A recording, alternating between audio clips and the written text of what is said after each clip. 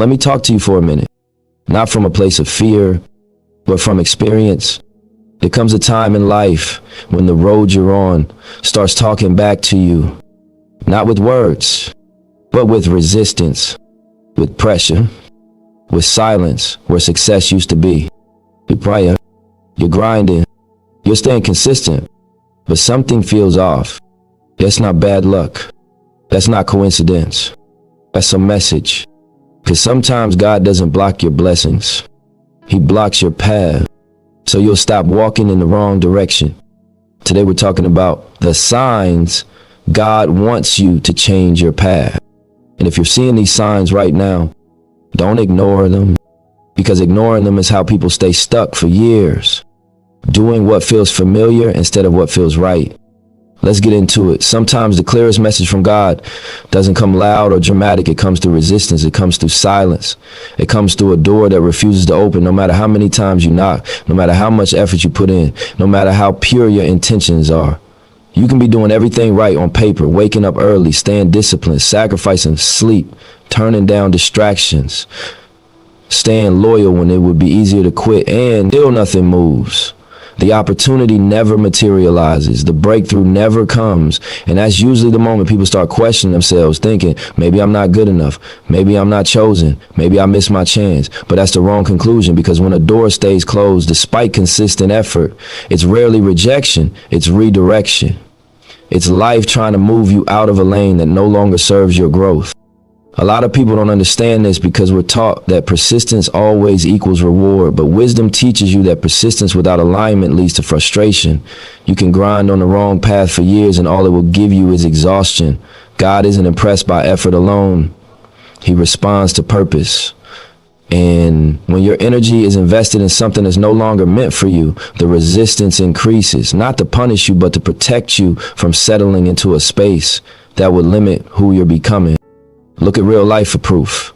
Steve Jobs built Apple from nothing. He poured his vision into it. He believed in it before the world did. And still, he was removed from the very company he created. Imagine how that must have felt, not just professionally, but spiritually.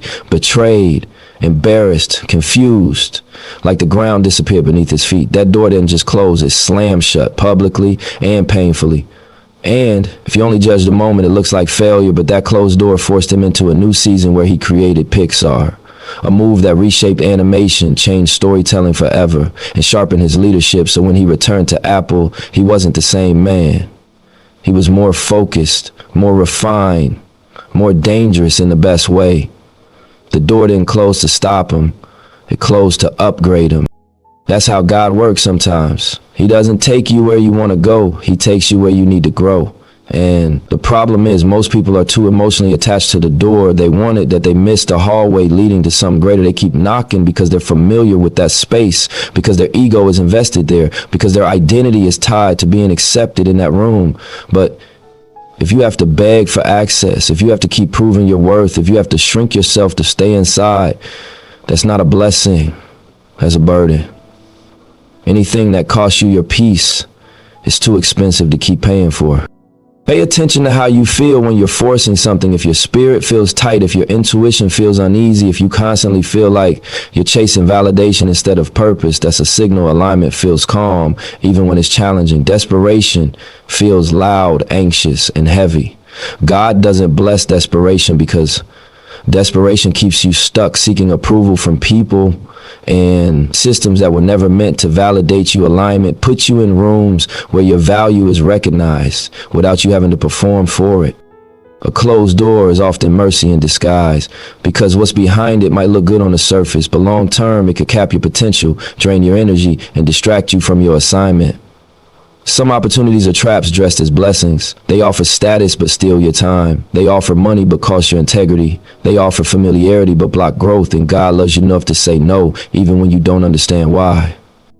Think about how many times you look back at something you once begged for, and thank God it didn't work out at the time. You couldn't see it, but distance gave you clarity. That relationship, that job, that partnership, that environment, it felt like everything back then, and now you realize it would have kept you small.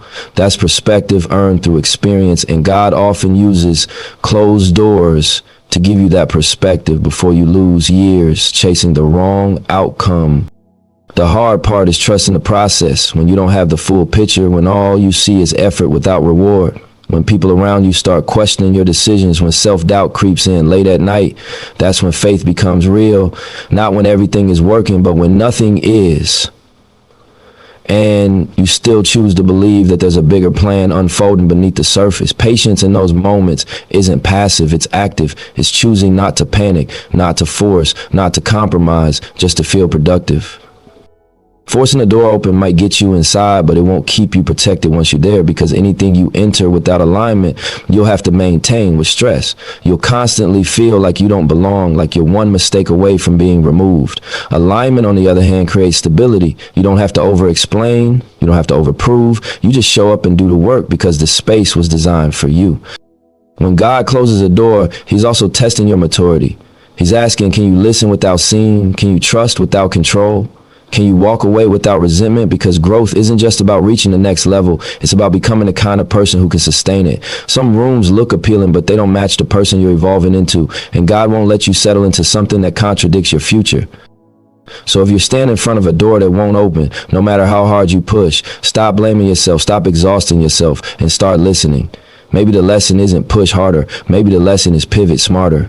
Maybe the real breakthrough isn't behind that door at all. Maybe it's waiting for you to let go.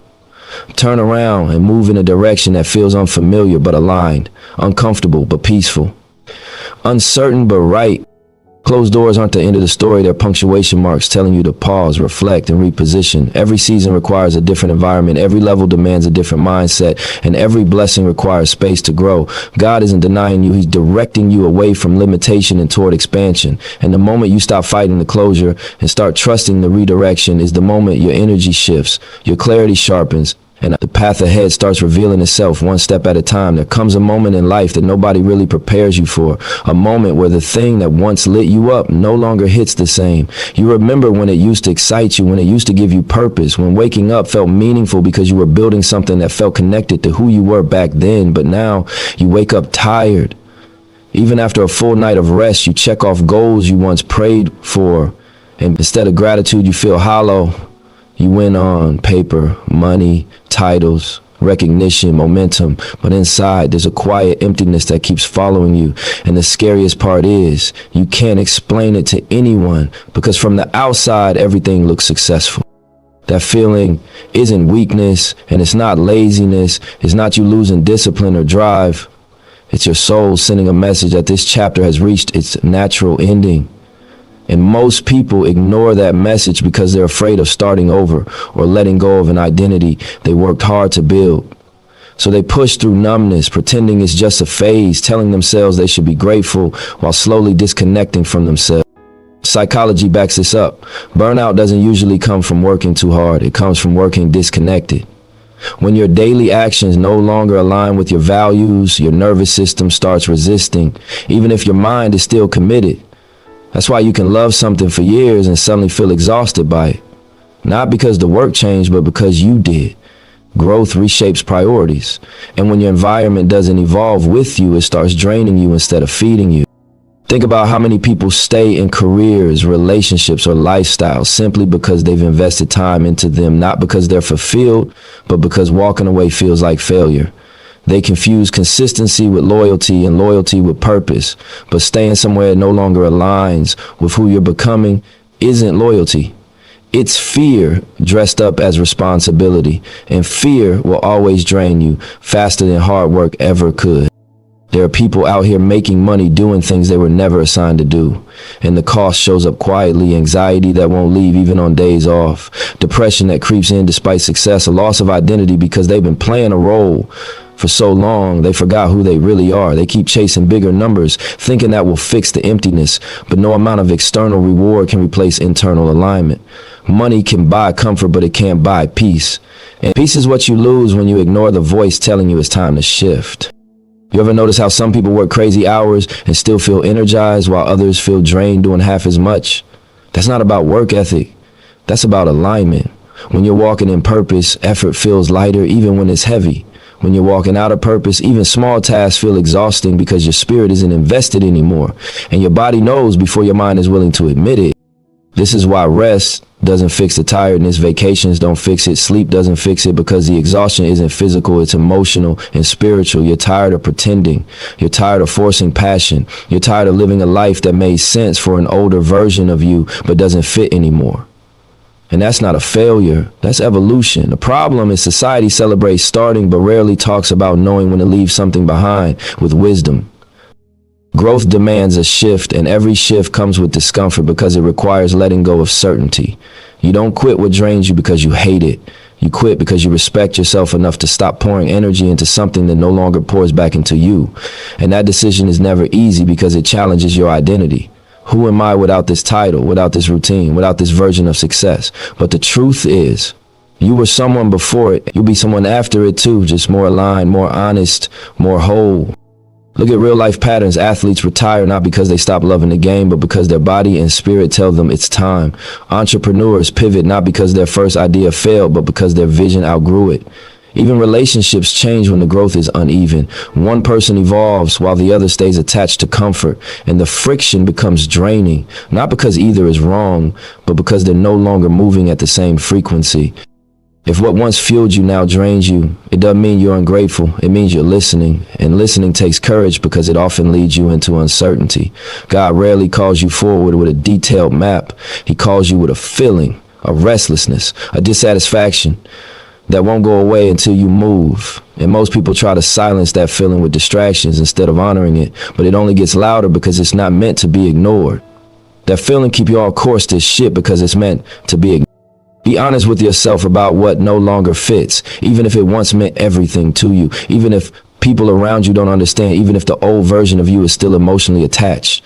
Growth doesn't ask for permission, it demands honesty. And the longer you ignore that demand, the heavier life feels until the weight becomes impossible to carry. You don't lose yourself when you outgrow something. You find yourself, you uncover layers you didn't know existed because they were buried under expectations, routines, and survival decisions that made sense at the time. Every version of you served a purpose, but none of them were meant to trap you forever. Seasons change for a reason, and holding on too long turns blessings into burden. So when you feel that heaviness, don't shame yourself. Don't compare your journey to someone who's still fulfilled where you once were. And don't force passion where it no longer lives. Instead, ask yourself, who am I becoming and what environment supports that evolution? Because God doesn't drain you without intention. He drains what no longer fits to make room for what does. And the moment you accept that, the exhaustion starts to make sense, not as a sign of weakness, but as proof that you're ready for the next level, even if you don't fully see it yet. Pay close attention to this part of the journey, because this is where most people get confused. And you start thinking life is against them, when in reality, it's working in their favor. When God wants you to change direction, he doesn't always announce it with clarity. He often communicates through loss, not because he enjoys taking things away, but because some attachments are too heavy to carry into the next season. So he starts removing them one by one. People you thought would always be there drift away. Plans you were confident in suddenly collapse. Support systems you leaned on disappear. And it feels personal, like you're being punished, like you did something wrong.